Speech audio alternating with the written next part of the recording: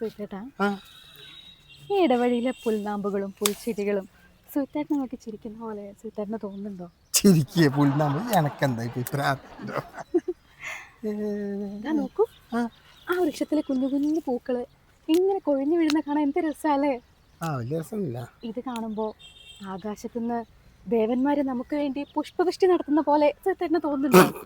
പുഷ്പവൃഷ്ടി എനക്കെന്താ ഇപ്പൊ ഈ എന്തൊക്കെ ഈ പറയുന്നതോ? അല്ലടോ, എനക്കെന്താ പറ്റിയേ? ഈ മറ്റേ നമ്മളെ മനോരമയും മറ്റേ മംഗളം അങ്ങനെയുള്ള ബാരികളൊക്കെ ഇപ്പോൾ വീണ്ടും വായിക്കാൻ തുടങ്ങിയോ? അതിനകത്തുള്ള ഈ കാമുകി കാമുകനോട് വർത്താനം പറയുന്നവരുണ്ടല്ലോ. സുഹൃത്തേട്ടാ, ഈ കുളത്തിലുള്ള കാറ്റിന് ഒരു പനിനീരിന്റെ മണം വരുന്നില്ലേ? ഒരു ചളീൻ്റെ മണമുണ്ട്. ഇതൊന്നും നിങ്ങൾക്ക് വരുന്നില്ല? ഇല്ല. പിന്നെ എന്തിനാ കഴിഞ്ഞ ദിവസം 10ാം ക്ലാസ്സിൽ പഠിക്കുന്ന സീതേന്റെ പോസ്റ്റില്, ഫേസ്ബുക്ക് പോസ്റ്റിന് താഴെ നിങ്ങൾ എന്താ കമന്റ് ഇട്ടേ?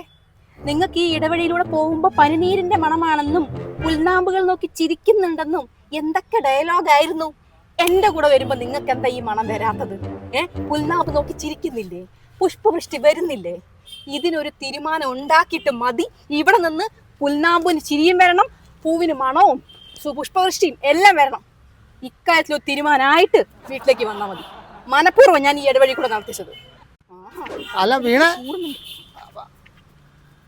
ഈ പുഷ്പവൃഷ്ടിയും ഈ പനിനീരിൻ്റെ മണമൊക്കെ ഇപ്പോൾ എവിടെ പോയിട്ടുണ്ടാക്കാനാണ് പഠിച്ചത് പോലെ.